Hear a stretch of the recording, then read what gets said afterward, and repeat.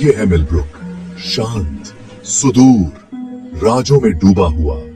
शहर अपनी सांसें रोके हुए था, आने वाले तूफान के लिए तैयार। ये तूफान हवा और बारिश का नहीं, बल्कि डर का था। अजीब और गरीब घटनाओं ने शहर को घेर लिया था। खाली सड़कों पर किसी भूतिया चीज की फुसफुसाहट गूंज रही थी। पत्रकार एलेक्स हार्पर के आने से शांति भंग हो गई। रहस्य की ओर खींची, वो शहर के परेशान दिल में जवाब खोजने निकल पड़ी। उसे क्या पता था कि वो अंधेरे की ऐसी जाल में फंस रही है जिसकी कल्पना भी नहीं की जा सकती। शहर के लोग सावधान और चौकस अपने सच छुपाए हुए थे। उनकी खामोशी बहुत कुछ बयान कर रही थी। एलेक्स इसे महसूस कर सकती थी। हवा में डर साफ महसूस हो रहा था। तूफान आ रहा था और यह शहर के दबे हुए राजों को उजागर करने का वादा कर रहा था। पुराने ओक के पेड़ों से हवा सरसरा रही थी, मिलब्रुक के अतीत की फुसफुसाहट लिए हुए। एलेक्स अपनी अतृप्त जिज्ञासा से प्रेरित होकर और गहराई में उतर गई। उसने स्थानीय लोगों से बात की। उनके चेहरे पर घबराहट और मजबूरी का भाव था। बूढ़ी श्रीमती हैथवे, जिनकी आंखें अनकहे सच से भरी थीं, उन्होंने दशकों पहले आए ऐसे ही एक तूफान के बारे में बताया। एक तूफान जिसने 3 बच्चों की जान ले ली थी। उनका गायब होना अनसुलझा ही रहा। मिलब्रुक के सुंदर रूप के नीचे छिपे अंधेरे की एक भयानक याद। बच्चों का जिक्र सुनते ही एलेक्स की रीढ़ की हड्डी में सिहरन दौड़ गई। उनकी त्रासदी समय के साथ गूंजती रही। शहर के अशांत अतीत की एक भूतिया याद। उसने जितना ज्यादा सीखा, उतना ही उसे यकीन हो गया कि जिन जवाबों को वो ढूंढ रही है, वो मिलब्रुक की सामूहिक स्मृति में दफन है। शहर के चौराहे पर तनाव फैल गया जब एक अजनबी की कार आई। वो लंबा और रहस्यमय था। उसकी आंखें काले चश्मे के पीछे छिपी हुई थीं। उसके आने के साथ ही कई अजीब और गरीब घटनाएं होने लगीं। बत्तियां टिमटिमाने लगीं। जानवर बेचैन हो गए। अजनबी के बारे में अफवाहें आग की तरह फैल गईं। कुछ ने उसे विनाश का सूचक माना, तो कुछ ने एक खोई हुई आत्मा जो पनाह मांग रही है। हालांकि एलेक्स ने उसे पहेली के एक संभावित टुकड़े के रूप में देखा। उसका आना इतना मिलता जुलता था कि उसे नजरअंदाज नहीं किया जा सकता था। वो उसे दूर से देख रही थी। मिलब्रुक में उसके उद्देश्य को समझने की कोशिश कर रही थी। उसकी खामोशी बेचैन करने वाली थी। उसकी मौजूदगी पहले से ही आशंकित शहर पर एक लंबी परछाई डाल रही थी। एलेक्स जानती थी कि उसे सावधानी से चलना होगा। अजनबी पहले से ही विस्फोटक स्थिति में एक अस्थिर तत्व था। रात हुई। मिलब्रुक एक बेचैन करने वाले अंधेरे में डूब गया। जैसे ही एलेक्स अपने किराए के कमरे में बैठी अपने नोट्स की समीक्षा कर रही थी, उसने एक प्रतीक को बार बार देखा। बीच में एक बिंदु वाला एक घुमावदार आकार। यह उसके नोट्स में, पुराने अखबारों की कतरनों में, यहां तक कि पुराने चर्च के पत्थर के मेहराब पर उकेरा हुआ दिखाई दिया। प्रतीक बहुत पुराना लग रहा था, जिसका अर्थ समय के साथ खो गया था। यह अशुभ लग रहा था, जैसे परछाइयों से कोई अवांछित मौजूदगी देख रही हो। एलेक्स इस एहसास को दूर नहीं कर सकी कि यह एक चुंबक है, मिलब्रुक को अपनी चपेट में लेने वाले रहस्य को सुलझाने का एक सुराग। इस नए सुराग से प्रेरित होकर एलेक्स ने शहर के सबसे बुजुर्ग निवासी घड़ीसाज से मिलने का फैसला किया। उसने पीढ़ियों को आते जाते देखा था। उसका जीवन मिलब्रुक के इतिहास के साथ जुड़ा हुआ था। हो सकता है कि उसके पास प्रतीक को समझने और शहर के रहस्यों को खोलने की चुंबक हो। भाग 5, घड़ीसाज का राज। घड़ीसाज की कार्यशाला समय का एक अभयारण्य थी। गियर घूम रहे थे, पेंडुलम झूल रहे थे और हवा में अनगिनत घड़ियों की लयबद्ध धड़कन गूंज रही थी। वह एक कमजोर आदमी था। उसकी आंखों में अच्छी और बुरी दोनों तरह की यादें भरी हुई थीं। उसने प्रतीक को तुरंत पहचान लिया। उसका चेहरा डर और हार का नकाब बन गया। उसने एक प्राचीन किंवदंती के बारे में बताया, एक दुष्ट शक्ति की कहानी जो शहर को परेशान करती थी। प्रतीक की ओर एक चुंबक की तरह खींची चली आती थी। उसने दावा किया कि यह शक्ति डर और चुप्पी से पोषित होती है, हर गुजरते तूफान के साथ मजबूत होती जाती है। घड़ी साज की बातें सुनकर एलेक्स की रीढ़ की हड्डी में सिहरन दौड़ गई। क्या यह प्राचीन किंवदंती मिलब्रुक की परेशानियों का स्रोत हो सकती है? क्या शहर सचमुच श्रापित था? भाग 6।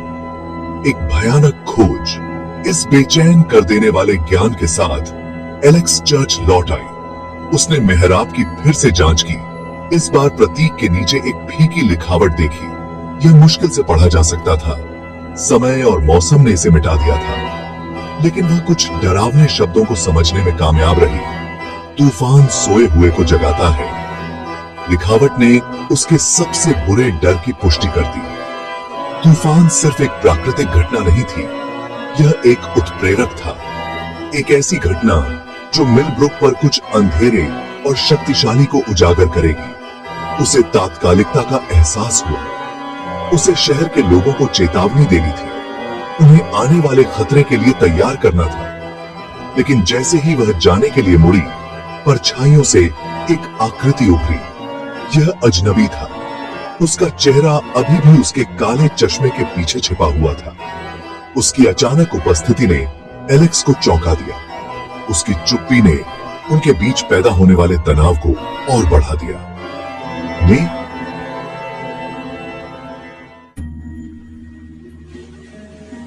भाग 7। तूफान आ गया। पहली बारिश की बूंदें गिरने लगी, भारी और लगातार, जैसे स्वर्ग खुद रो रहा हो। तूफान आ गया था। इसका क्रोध उस डर को दर्शाता था जो अब मिलब्रुक को अपनी चपेट में ले चुका था। हवा सड़कों से होकर गरज उठी, पेड़ों को पागल कर दिया। चर्च के अंदर एलेक्स का अजनबी से सामना हुआ। उसकी चुप्पी बेचैन कर देने वाली थी। उसकी उपस्थिति धमकी भरी और अजीब ढंग से सुखदायक दोनों थी। वह आखिरकार बोला। उसकी आवाज धीमी गड़गड़ाहट की तरह थी जो खाली चर्च में गूंज रही थी। आप उसे आने से नहीं रोक सकते, उसने चेतावनी दी। उसके शब्द विशाल जगह में गूंज रहे थे। उसकी बातें सुनकर एलेक्स की रीढ़ की हड्डी में सिहरन दौड़ गई। क्या वह एक मित्र था या एक शत्रु? क्या उसके पास ऐसा ज्ञान था जो उनकी मदद कर सकता था, या वह सिर्फ एक दर्शक था जो तूफान को उन्हें निगलते हुए देखने के लिए तैयार था? भाग 8। फंस गए। तूफान और तेज हो गया। बाहरी दुनिया से सारा संपर्क टूट गया। बिजली की लाइनें टूट गईं। शहर अंधेरे में डूब गया। डर, कच्चा और आदिम, सड़कों से रिस रहा था। तूफान से जागी हुई यह शक्ति अब कोई किंवदंती नहीं रही। यह एक भयानक सच्चाई थी। एलेक्स और अजनबी खुद को चर्च के अंदर फंसा हुआ पाते हैं। तूफान एक उग्र जानवर की तरह दरवाजों पर वार कर रहा था। वे दोनों खतरे में थे। उनकी किस्मत मिलब्रुक की किस्मत से जुड़ी हुई थी। जैसे ही तूफान बाहर बरस रहा था, एलेक्स ने देखा कि अजनबी का व्यवहार बदल गया है। उसकी उदासीनता टूट गई। उसकी आंखों में डर की एक झलक दिखाई दी। वह जो भी जानता था, जो भी रहस्य उसने रखे थे, यह स्पष्ट था कि वह भी आने वाले समय से डरता था। भाग 9। उम्मीद की एक किरण। घड़ी साज के शब्द एलेक्स के दिमाग में गूंज रहे थे। यह शक्ति डर और चुप्पी से पोषित होती है।